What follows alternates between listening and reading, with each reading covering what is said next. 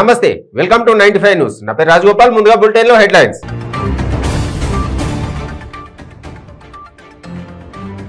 చోటుపల్లి నుంచి ఇందిరా పార్క్ వరకు ఆర్టీసీ కార్మికుల మౌన పాదయాత్ర. కార్మికుల డిమాండ్లను పరిష్కరించే వరకు ఉద్యమాలు చేస్తామన్న రాజిరెడ్డి. మార్కండేయ ప్రాజెక్టు పనులు పూర్తి చేయాలని నాగం జనార్దన్ రెడ్డి డిమాండ్. 76 కోట్ల నిధులు మంజూరు చేసినా తట్ట మట్టిని తీయలేదని విమర్శ. మునుగోడులో బూత్ కమిటీ సభ్యుల సమావేశంలో పాల్గొన్న కోమటిరెడ్డి రాజగోపాల్ రెడ్డి. రాచరికపు పాలన అంతం కావాలంటే అది బీజేపీతోనే సాధ్యమని వెల్లడి.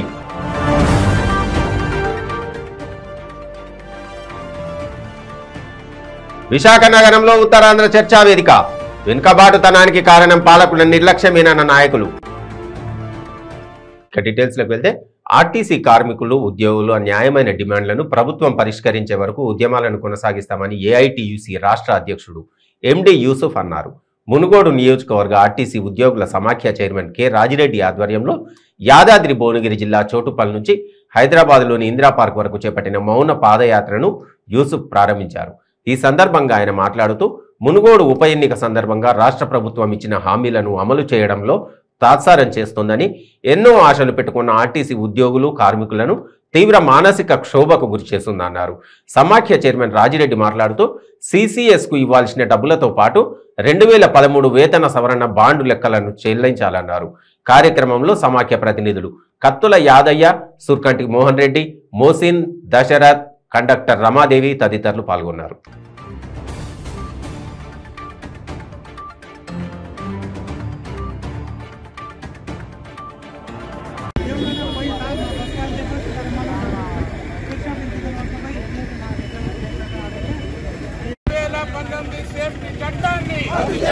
రవాణా చట్టాన్ని ఆర్టీసీని ప్రైవేట్ పరం చేసే ఆలోచనను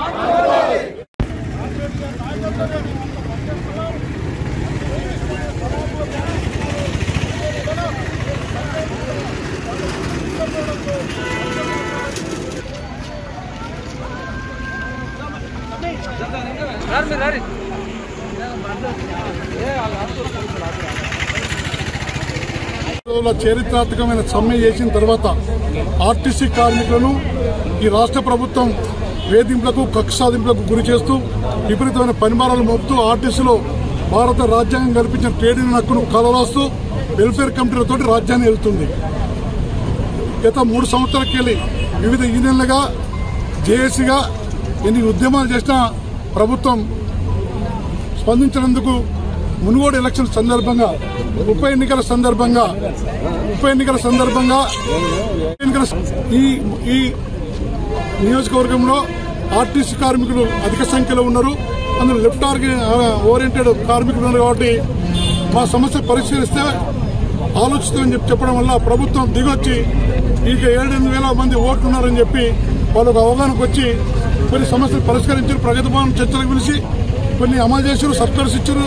ఎలక్షన్ ముందే కోడ్లోకి వచ్చే వేతన సవరణకు సంబంధించి చీఫ్ ఎలక్షన్ కమిషనర్ గారు లెటర్ రాశారు. కోడ్ అడ్డం ఉంది కాబట్టి కోడ్ నుంచి మినహాయింపు ఇవ్వండి, ఆర్టీసీ కార్మికుల జీతాలు పెంచాలి ఖచ్చితంగా. వాళ్ళకి 2 వేతన సవరణలు డ్యూ ఉన్నాం. 2017, 2021 గవర్నమెంట్ ఉద్యోగులకు 2018 జూలైలో ఇచ్చిన 30%. అప్పటి నుంచి తీవ్ర అండ్రెస్ట్ లో ఉన్నారు ఆర్టీసీ వాళ్ళు. వాళ్ళ అండ్రెస్ట్ తొలగించాలంటే మినహాయింపు ఇవ్వని రాశారు. చీఫ్ ఎలక్షన్ ఇవ్వకపోవచ్చు. ఈ రోజు వరకు ఏమైంది? కోడ్ అయిపోయి 2 నెలలు అయిపోయింది. ఇవాళ ఏం తారీఖు? ఇలా 7 తారీఖు, 8 తారీఖు కోడ్ అయిపోయింది. 60 days అయిపోయింది. ఇప్పటిదాకా ఆలు లేదు, సూలు లేదు, ముట్టుకునే లేదు, మాట్లాడలేదు, అపాయింట్మెంట్ లేదు. కాబట్టి ఇచ్చింది హామీ మునుగోడు నియోజకవర్గ సమాఖ్య ఆర్టీసీ సమాఖ్యకు. అలాగే ఆ రోజు జేఏసీ నాయకులు చర్చలకు వేరు, అందరూ ఆర్టీసీ కార్మికులు అందరూ చర్చలకు వేరు. కాబట్టి ప్రభుత్వం ఎక్కడైతే ఉప ఎన్నికల సందర్భంగా హామీ ఇచ్చిందో ఆ ప్రాంతంకెళ్లే ప్రభుత్వం దృష్టికి నాకు అనిపిస్తుంది ఈరోజు ముఖ్యమంత్రి దృష్టికి, ప్రభుత్వం దృష్టికి తీసుకుపోవడానికి చౌటుప్పల్ మునుగోడు నియోజకవర్గం చౌటుప్పల్ మండలంలోని ఒల్గొండ ఎక్స్ రోడ్ నుండి ఇందిరా పార్క్ వరకు పాదయాత్ర చేపడుతున్నాం. ఈ పాదయాత్ర దారినున్న ముఖ్యమంత్రి మేల్కొని మా సమస్య పరిష్కరించాలి. యూనియన్లు ఇలా భారత రాజ్యం గడిపిన మార్కండేయ ప్రాజెక్టు పనులు పూర్తి చేయాలని నాగం జనార్దన్ రెడ్డి డిమాండ్ చేశారు. ప్రాజెక్టు కోసం శిలాఫలకం వేసి 6 నెలల్లో పనులు పూర్తి చేస్తామని మంత్రి కేటీఆర్ చెప్పారని నాగం గుర్తు చేశారు. అయితే ప్రాజెక్టుకు 76.96 కోట్ల నిధులు మంజూరు చేసినా తట్ట మట్టిని కూడా తీయించలేదని నాగం జనార్దన్ రెడ్డి విమర్శించారు. పనులు ప్రారంభించకపోతే శిలాఫలకం దగ్గర దీక్షకు కూర్చుంటానని నాగం హెచ్చరించారు. దౌర్జన్యాలకు దిగుతున్న బీఆర్ఎస్ ఎమ్మెల్యే మర్రి జనార్దన్ రెడ్డి పద్ధతి మార్చుకోవాలని నాగం జనార్దన్ రెడ్డి అన్నారు. మర్రి జనార్దన్ రెడ్డి గారు నాగర్ కర్నూలులో ఎమ్మెల్యే అయిన తర్వాత ఇవాళ ఆయన పరిస్థితి ఏమైపోయిందో ఏమో తెలియదు, కానీ ఇప్పుడు ప్రతి ఒక్కరిని భయపెట్టించుకోమే. ఇక్కడ సర్పంచ్లను భయపెట్టిస్తున్నాడు, ఎంపీటీసీలను భయపెట్టిస్తున్నాడు. ఇప్పుడు అది మర్చిపోయి ప్రతి ఒక్కరిని పబ్లిక్ని ఇలా థ్రెటన్ చేసే కాడికి వచ్చినావు. మొన్న లింగస్వామి పెళ్లిలా నువ్వు ఎవరించిన తీరు చూస్తే నువ్వెవరో భయపెట్టేది పబ్లిక్. ఇసుక మాఫియా, ల్యాండ్ మాఫియా, నల్లమట్టి మాఫియా, చెరువుల భూ ఆక్రమణల మాఫియా, ఇవాళ కల్లు మాఫియా, ఇవాళ ఆఖరుకు సారా మాఫియా కూడా వచ్చి ప్రాణాలు తీసుకునే కాడికి, ప్రాణాలు హరించే కాడికి వచ్చింది. అడుగుతాను ఎమ్మెల్యేని, కల్లు మాఫియా ఎందుకు? కల్లు ఇప్పుడు అడల్టరేటెడ్ సిహెచ్ తోటి కలిపి కల్లు విపరీతంగా ధరలు పెంచి అమ్ముతున్నాం. దాని మీద ఎందుకు చర్యలు తీసుకుంటలేవు? ఇలా కల్తీ మద్యంతో ఇలా మనుషులు రోడ్ల మీద పడి చచ్చిపోతుంటే కిమ్మనకుండా కూర్చున్నావెందుకు? నీ బాధ్యత లేదా? వెంటనే దాని మీద ఎంక్వైరీ, జ్యుడిషియల్ ఎంక్వైరీ చేయాలి కదా. అరే ఎవరి కోసమయ్యా నువ్వు ఎమ్మెల్యే అయింది? ఓన్లీ కేవలం డబ్బు సంపాదించడానికేనా? ఇక నీ పప్పులు అంటే ఇంక ఉడకవు. ఇక నేను ఇక్కడనే దిష్ట్రాయిస్తా. నా ప్రజలు నేను కాపాడుకుంటాను. నాగర్ కర్నూలు ప్రజలు ఏమనుకుంటున్నావు? ఇదేమి నీ వ్యాపారాల కోసం నీ బట్టల దుకాణం మళ్ళీ అమ్మిస్తా బట్టలు తప్పదు. నల్గొండ జిల్లా మునుగోడులోని బీజేపీ క్యాంపు కార్యాలయంలో బీజేపీ జాతీయ అధ్యక్షుడు JP Nadda live meeting booth committee సభ్యుల సమావేశంలో బీజేపీ నేత కోమటిరెడ్డి రాజగోపాలరెడ్డి పాల్గొన్నారు. ఈ సందర్భంగా కోమటిరెడ్డి రాజగోపాలరెడ్డి మాట్లాడుతూ తెలంగాణ రాష్ట్రంలో రాచరికపు పాలన అంతం కావాలంటే అది కేవలం బీజేపీతోనే సాధ్యమని అన్నారు. మునుగోడులో నైతికంగా బీజేపీ గెలిచిందని, ఓటమి భయంతో మంత్రులు ఎమ్మెల్యేలు 100 మందిని పెట్టి ప్రజలను బెదిరించి భయప్రాంతులను చేసి ప్రలోభాలు పెట్టి బీఆర్ఎస్ పార్టీ గెలిచిందన్నారు. ఏ రోజైతే అమిత్ షా మీటింగ్ అయిందో ఆ రోజే మనకు ఒక సంకేతాన్ని ఇచ్చారు ప్రజలు. మేము రాజగోపాల్రెడ్డికి ఓటేస్తాం.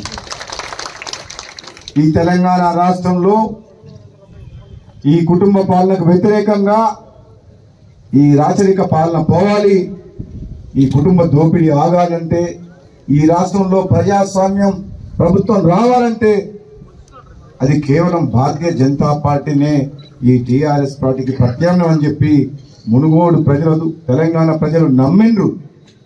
ముమ్మాటికి మనకు ఓటేసి గెలిపించాలనుకున్నారు. అది మీ అందరికి తెలుసు. ఇప్పుడు వెంకటరెడ్డి గారు ఒక మాట చెప్పిండ్రు, వాళ్ళు ఓడి గెలిచిండ్రా? గెలిచి ఓడింది. వాళ్ళు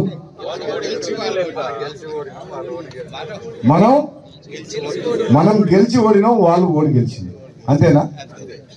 ఎవరన్నా కానీ ఎక్కడన్నా కానీ నేను 2 నెలల నుంచి ప్రపంచవ్యాప్తంగా తెలుగు రాష్ట్రాలు కాదు, భారతదేశం కాదు, ప్రపంచంలో ఉన్న తెలుగు వాళ్ళు కానీ మిత్రులు ఎక్కడ కూడా నువ్వు ఓడిపోయావని అంటలేరు. భారతీయ జనతా పార్టీ రాజగోపాల్రెడ్డి నైతికంగా అలా కదా, అది కూడా మనం కట్టడి చేస్తే, నన్ను కట్టడి చేయకపోతే 1,00,000 మేడతో గెలుస్తున్నాం. 1,00,000 మనల్ని కట్టడి చేసి పోలీసులు అష్ట దిగ్బంధం చేస్తే రాజగోపాల్రెడ్డి మనుషుల్ని మన అకౌంట్ ఫ్రీజ్ చేసి, డబ్బు సీజ్ చేసి, ఎక్కడెక్కడ మొత్తం పోలీసులు 5,000 మంది ఇంటెలిజెన్స్ పోలీసులు రాష్ట్రం మొత్తం అక్కడ పోలీస్ కంట్రోల్ కమాండ్ సెంటర్ కట్టారు కదా, అది దేనికోసం పనిచేసిందంటే మునుగోడు కోసమే పనిచేసింది. 5,000 మంది పోలీసులు, ఇంటెలిజెన్స్ పోలీసులు పనిచేసింది. నాకు ఆఫీసర్లు మాట్లాడుతారు, ఈ క్యాంపస్ కట్టినప్పుడే కేసీఆర్ అన్నాడంట మన పని గతం అయిపోయింది, ఇప్పుడు 15 రోజులు ఇంత పెద్దది కట్టింది, ఇది ఎక్కడ సంగతి అన్నాడంట. 20 రోజులు ఇది కడతారా? ఎక్కడ నిన్నరా? ఒక యుద్ధానికి ఎట్లా పోతామో అట్లా టెంట్లు వేసి మన బార్డర్లో టెంట్లు వేసుకుని సైనికులు ఎట్లుంటారో అట్లా టెంట్లు వేసినాం. రాబిడ్డ చూసుకుందాం అని చెప్పి ఒక యుద్ధ వాతావరణాన్ని మునుగోడు నియోజకవర్గంలో భారతీయ జనతా పార్టీ సృష్టించింది. అవునా కాదా? ఒక జాతర, జన ప్రపంచం. భారతీయ జనతా పార్టీ అంటే ప్రతి పిల్లలు పువ్వు గుర్తుంటే మోడీ గారు, అమిత్ షా గారి నాయకత్వం అంటే జూలై 21 నాడు ఆ కలిసి వచ్చిన తర్వాత భారతీయ జనతా పార్టీ అభ్యర్థి పార్టీలో ఖచ్చితంగా గెలవాలని కోరుకున్నారు. అవునా కదా? పార్టీ అనలేరు, ఎవరు గెలవాలి? ఎన్నో వనరులు ఖనిజాలకు నిలయమైన ఉత్తరాంధ్ర ప్రాంతం వెనుకబాటుతనానికి కారణం పాలకుల నిర్లక్ష్యమేనని ఉత్తరాంధ్ర చర్చా వేదిక పేర్కొంది. 16 జీవనదులు కలిగి ఉండి 207 టీఎంసీల నీళ్లు నిత్యం అందుబాటులో ఉండే ఉత్తరాంధ్ర ప్రాంతం అభివృద్ధి చెందాలి అంటే వ్యవసాయం అభివృద్ధి జరగాల్సిన అవసరం ఉందని ఉత్తరాంధ్ర చర్చా వేదిక కన్వీనర్ కొనతాల రామకృష్ణ తెలిపారు. ఉత్తరాంధ్ర ప్రజలు ఏమి కోరుకుంటున్నారు అనే దానిపై విశాఖ నగరంలోని ఓ ప్రైవేటు హోటల్లో సదస్సు నిర్వహించారు. ఈ సదస్సుకు మాజీ మంత్రి, ఉత్తరాంధ్ర సీనియర్ నేత కొనతాల రామకృష్ణ అధ్యక్షత వహించగా లోక్సత్తా పార్టీ అధినేత జయప్రకాష్ నారాయణ, జనసేన నాయకుడు నాదెండ్ల మనోహర్, మాజీ మంత్రి అయ్యన్న పాత్రుడు, ఇంకా సిపిఐ, సిపిఎం రాష్ట్ర నాయకులు, ఉత్తరాంధ్ర మేధావులు పాల్గొన్నారు. విశాఖలో వైసీపీ భారీగా భూదోపిడీకి పాల్పడుతోందని టీడీపీ సీనియర్ నేత అయ్యన్న పాత్రుడు ఆరోపించారు. 45,000 కోట్ల ప్రైవేటు భూములను విజయసాయిరెడ్డి దోచుకున్నారన్నారు. ప్రభుత్వ ఆస్తులు, బ్రాండీ షాపులను తాకట్టు పెట్టిన ఘనుడు జగన్ అని అయ్యన్న విమర్శించారు.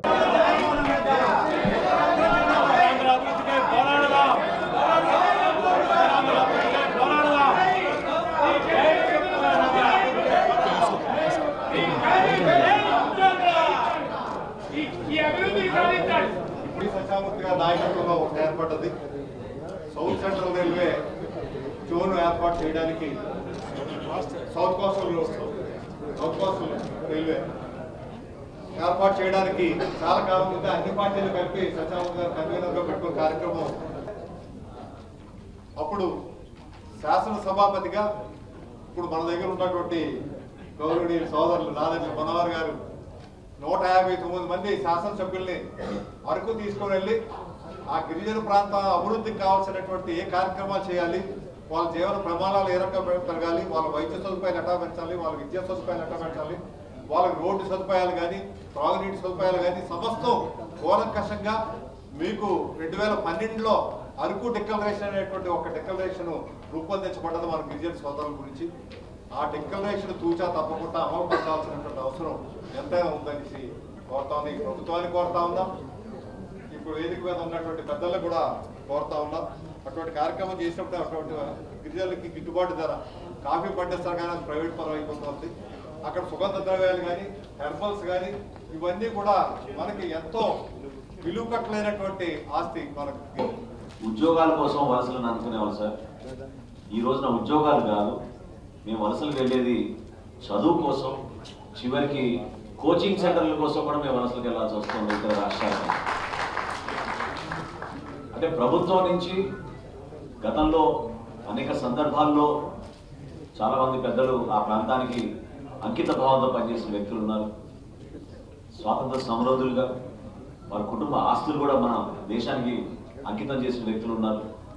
కానీ చివరికి ఉత్తరాంధ్రలో మిగిలింది ఏంటంటే ఫౌండేషన్ స్టోన్లకు మాత్రం పరిమితం అయిపోతుంది ఉత్తరాంధ్ర. ప్రతి ప్రభుత్వం, ప్రతి ముఖ్యమంత్రి కూడా ఆ ప్రాంతం గురించి మాట్లాడడం, చక్కటి ప్రపోజల్స్ అధికార యంత్రాంగంలో ఉన్న ఆఫీసర్స్ కానివ్వండి, రాజకీయ నాయకులు కానివ్వండి, వీళ్ళందరూ కూడా ఒక పట్టుదలతో ఏదైనా మంచి కార్యక్రమం చేద్దామనే ఆలోచనతో ముందుకు వచ్చినప్పుడు అటువంటి స్వీకరించుకుని కేవలం ఫౌండేషన్ స్టోన్లకే పరిమితం అయినాయి కానీ పూర్తి స్థాయిలో ప్రాజెక్టు నిర్మాణం ఎక్కడ కూడా ఆ ప్రాంతంలో జరగలేదు. నేను 2012 కన్నా ముందు అనేక సందర్భాల్లో ఒక శాసనసభ్యుడిగా విజయనగరం, శ్రీకాకుళం జిల్లాల్లో అదేవిధంగా ఏజెన్సీ ప్రాంతాల్లో విస్తృతంగా పర్యటించాను. 2012లో శాసనసభాపతిగా పెద్దలందరి సహకారంతో ఆ రోజు జయప్రకాష్ నారాయణ గారు కూడా అక్కడ వచ్చి ఈ కార్యక్రమాన్ని ఆయన చాలా మనస్ఫూర్తిగా ఇన్వాల్వ్ అయ్యి అభినందించి ఆయన కూడా ఆ ఎజెండా రూపొందించడంలో ప్రత్యేకంగా శ్రద్ధ చూపించి ఈ విధంగా మనం అరకు డిక్లరేషన్ చేస్తే భవిష్యత్తుకు ఉపయోగపడుతుందని ఆ రోజుల్లోనే 5,000 కోట్ల రూపాయలతోటి గిరిజన ప్రాంతాల్లో అరకు డిక్లరేషన్ చేశాం. ఒక ప్రాంతాని కోసమే కాదు, మన భారత జాతి కోసం, మన ఆస్తులు మనం కాపాడుకోవడం కోసం గిరిజన ప్రాంతాల్లో వాళ్ళు పడుతున్న కష్టాలు, కనీస వసతుల కోసం రోడ్డు లేని పరిస్థితి, త్రాగునీరు లేని పరిస్థితి, ఇంకా విద్య గురించి వైద్య గురించి అది చెప్పవసరం లేదు. ఇప్పుడే రామకృష్ణ గారు ఒక ఎన్సైక్లోపీడియాగా ఆయన వివరాలన్నీ 1000కి పైగా చోరీకి గురైన సెల్ ఫోన్లను కర్నూలు జిల్లా పోలీసులు రికవరీ చేశారు. ఆశలు వదులుకున్న బాధితులు పోయిన ఫోన్లు ఒక్కసారిగా రావడంతో సంతృప్తి వ్యక్తం చేస్తున్నారు. ఆధునిక టెక్నాలజీ అందిపుచ్చుకున్న కర్నూలు పోలీసులు చోరీకి గురైన సెల్ ఫోన్లను సులభంగా గుర్తిస్తున్నారు.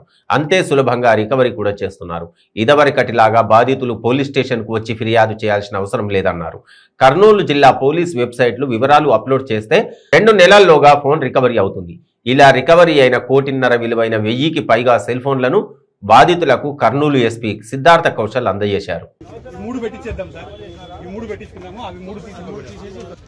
పెద్ద కొడుకుగా మనమంతా ఆప్యాయంగా ఆదరించి వేసుకుని అందరి అభిమానాన్ని చూరగొన్న కర్నూలు జిల్లా పెద్ద కొడుకుగా అందరూ భావిస్తారు. వారు ఈ కర్నూలు వారి మనోభావాలు కూడా తెలియజేస్తారు. ఈరోజు మనం కర్నూలు జిల్లా పోలీస్ కేంద్రంలో మొబైల్ రికవరీ మేళా 3వసారి ఆర్గనైజ్ చేశాము. ఇందులో భాగంగా ఈరోజు మనం 1042 మొబైల్ ఫోన్స్ రికవర్ చేసి పబ్లిక్కి మళ్ళీ అందించాము. సుమారుగా 2.5 crores వర్త్ ప్రాపర్టీని మనం పబ్లిక్కి మళ్ళీ రెస్టోర్ చేశాము. This is the third mobile recovery Mela that we have organised. అందులో భాగంగా ఇప్పటి వరకు కూడా దగ్గరగా 3,000 మొబైల్స్ మనం పబ్లిక్కి అందించగలిగాము. ఆల్మోస్ట్ 6 crores 25 lakhs వర్త్ ప్రాపర్టీని పబ్లిక్కి రిస్టోర్ చేయగలిగాము. ఇవన్నీ కూడా మన డీజీపీ సార్ ఆదేశాల మేరకు మన ప్రభుత్వం, ఆంధ్రప్రదేశ్ ప్రభుత్వం ఆశయాల అనుకూలంగా పబ్లిక్కి మనం సేవలు అందించాలని, అన్ని రకాలంగా మనం ప్రయోజనాత్మకంగా పబ్లిక్కి పని చేసి పెట్టాలి అనే ఉద్దేశంతో ఇది చేయడం జరుగుతూ ఉంటుంది. ఇంతకుముందు మీ అందరికీ తెలుసు, మొబైల్ పోగొట్టుకున్నారంటే కొద్దిగా దాని యొక్క పరిష్కారం అంత సులభంగా ఉండేది కాదు, అంత సహజంగా ఉండేది కాదు. ఇప్పుడు పోలీస్ స్టేషన్కి వెళ్ళాల్సిన అవసరం లేదు, మీ సేవా సెంటర్కి వెళ్ళాల్సిన అవసరం లేదు. సింప్లీ మీరు ఎక్కడుంటే అక్కడి నుంచి మీరు కర్నూలు జిల్లా పోలీస్ వెబ్సైట్లో వెళ్ళి అక్కడ ఒక లింక్ని క్లిక్ చేసి మీ వివరాలంతా అందిస్తే అక్కడి నుంచి మన పని మనం మొదలు పెట్టేస్తాము. ఈరోజు చూస్తే ప్రత్యేకంగా ఇతర జిల్లాల నుంచి కూడా, అనంతపూర్ జిల్లా నుంచి, కృష్ణా జిల్లా నుంచి, ప్రకాశం జిల్లా నుంచి, కడప జిల్లా నుంచి ఎంతోమంది వచ్చి ఈరోజు వారి యొక్క మొబైల్ ఫోన్స్ని మళ్ళీ తీసుకున్నారు. అదేవిధంగా ప్రకాశం జిల్లా కంభం మండలం సైదాపురం గ్రామం సమీపంలో ఉపాధి కూలీలు వెళ్తున్న ఆటో బోల్తా పడ్డ సంఘటన చోటు చేసుకుంది. ఈ ఘటనలో 9 మంది తీవ్ర గాయాల పాలయ్యారు. గాయపడ్డ వారిని స్థానికులు 108 వాహనంలో కంభం ప్రభుత్వ ఆసుపత్రికి తరలించారు. ప్రమాదం చోటు చేసుకున్న సమయంలో ఆటోలో మొత్తం 20 మంది కూలీలు ఉన్నట్లుగా ప్రత్యక్ష సాక్షులు తెలిపారు.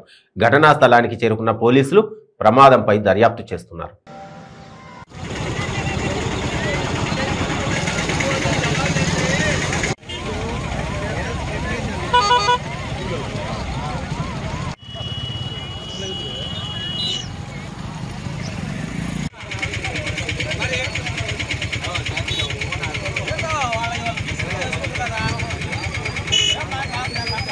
లేదా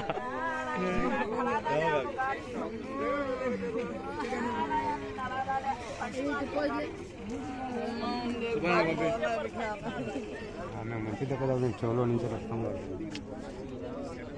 ఏదైనా మామూలు బాగుంది, అదే పీకొని వచ్చింది.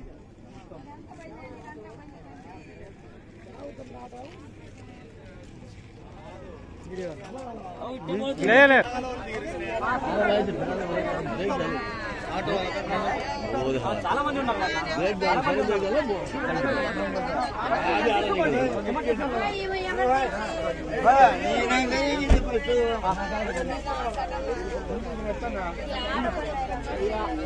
లోడ్ అవుతుంది, ఇంకొక ఆటో పెట్టాలి.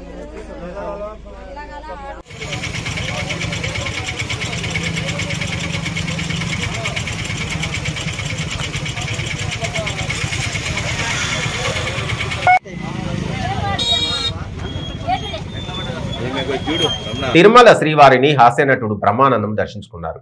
ఉదయం వీఐపీ ప్రారంభ విరామ దర్శన సమయంలో స్వామివారి సేవలో పాల్గొన్నారు.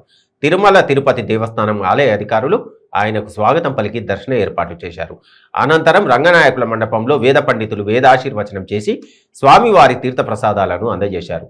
నటుడు బ్రహ్మానందమును చూసేందుకు భక్తులు పెద్ద సంఖ్యలో ఆలయ ప్రాంగణంలోకి చేరుకోవడంతో కాసేపు సందడి వాతావరణం నెలకొంది. వీరితో పాటుగా పలువురు ప్రముఖులు కూడా దర్శించుకున్నారు.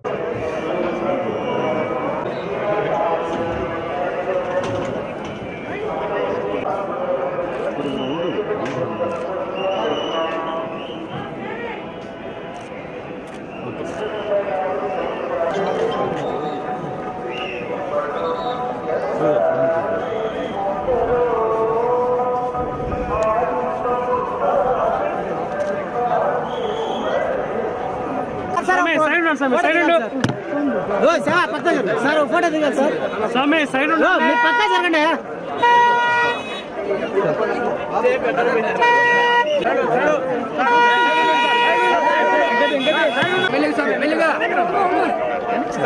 స్వామి సైడ్ ఫోటో జరిగా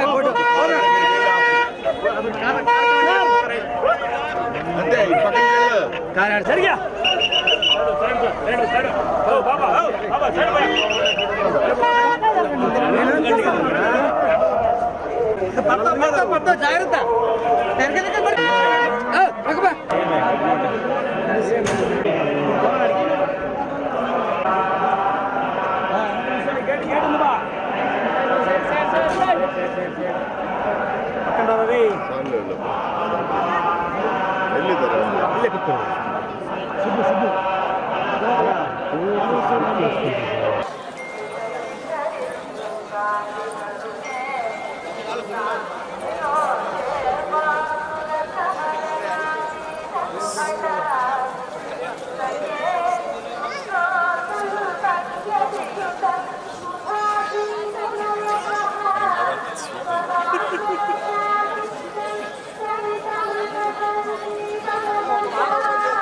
ఆదిలాబాద్ జిల్లా కేంద్రంలో సినిమా థియేటర్లపై అధికారులు తనిఖీలు చేపట్టారు.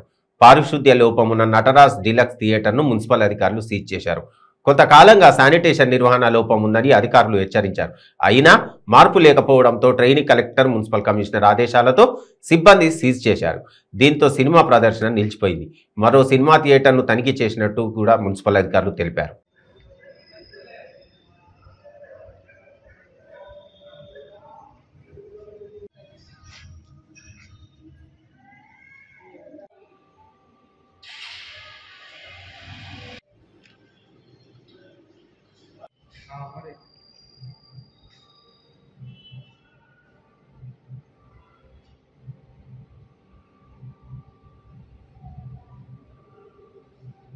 రాజేంద్రనగర్ పోలీస్ స్టేషన్ పరిధిలోని ఎన్ఎంగూడలోని సాయిబాబా ఆలయంలో చేరు జరిగింది.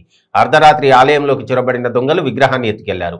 ఉదయాన్నే గుడి తలుపులు తెరిచిన పూజారి విగ్రహం కనపడకపోవడంతో పోలీసులకు ఫిర్యాదు చేశాడు. కేసు నమోదు చేసిన పోలీసులు సీసీటీవీ దృశ్యాల ఆధారంగా దర్యాప్తు చేపట్టారు.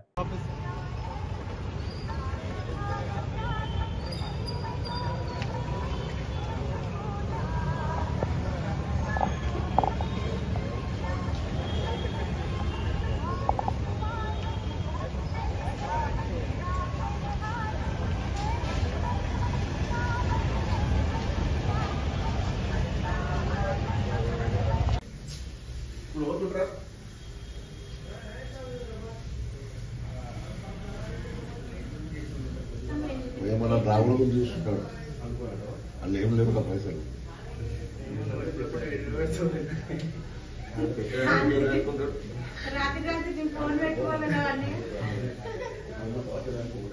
ఎంత సుఖంగా చేస్తున్నాడు మరి 20 నిమిషాలు స్వామి అప్పటి నుంచి 40కి వచ్చిండు ఆయన జల్దీ దేవుడు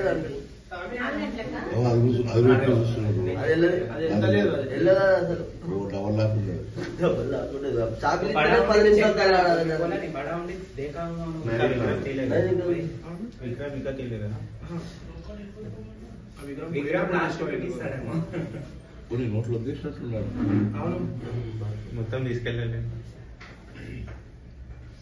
ఎంత డేర్గా సుకూన్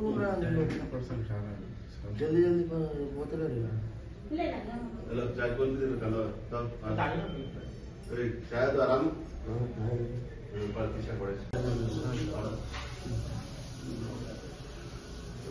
నంబర్ ఇస్తాడు పోతే लाइट लेना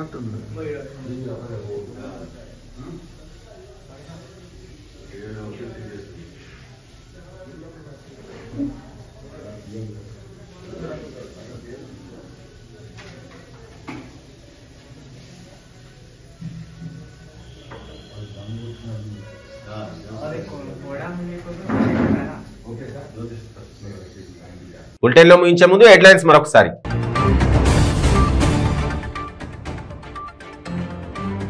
చోటుపల్లి నుంచి ఇందిరా పార్క్ వరకు ఆర్టీసీ కార్మికుల మౌన పాదయాత్ర. కార్మికుల డిమాండ్లను పరిష్కరించే వరకు ఉద్యమాలు చేస్తామన్న రాజిరెడ్డి.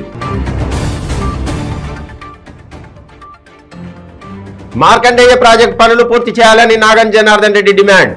76 కోట్ల నిధులు మంజూరు చేసినా తట్ట మట్టిని తీయలేదని విమర్శ.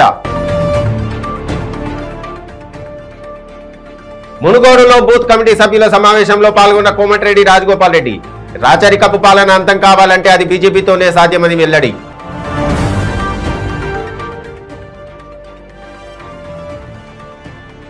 విశాఖ నగరంలో ఉత్తరాంధ్ర చర్చా వేదిక. వెనుకబాటుతనానికి కారణం పాలకుల నిర్లక్ష్యమేనన్న నాయకులు. చూస్తూనే ఉండండి 95 న్యూస్.